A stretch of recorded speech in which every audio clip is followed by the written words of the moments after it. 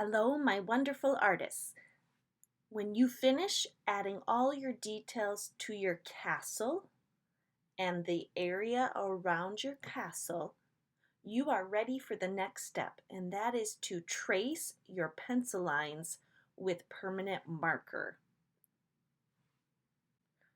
When deciding which kind of tip to use to trace, you need to think carefully about how tiny your details are. If it's something very small, you're going to want to use the extra fine tip, which is the smaller permanent marker tip. If you try to use the larger tipped permanent marker on very small, tiny details, you will notice that the marker will blur together and create a large black spot, like the face in this knight.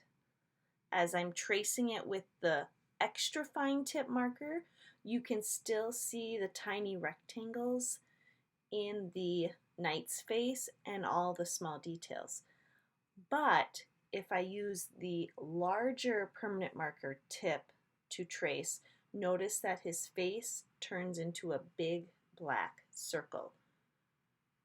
Save the extra fine tip, the tiny tip permanent marker, for those very small details, and then when you get to your other details like your bricks or your mountains or the sun or clouds or things that are very large, use the larger tip permanent marker. As you're drawing with the permanent marker, I want you to pretend it's a car. It's driving on the pencil road and staying on the pencil road so the marker doesn't crash. So as we're tracing, we're drawing right on top of those pencil lines that we drew earlier. Take your time, do not rush, because we do not want our permanent marker to crash and fall off of our pencil road. So make sure that you're taking your time, slowly tracing on top of your pencil lines and your details using those permanent markers. Notice I switched to the thicker permanent marker tip. I don't need to use the fine tip for these details because they're much larger than the face of the princess and the details to the knight's armor.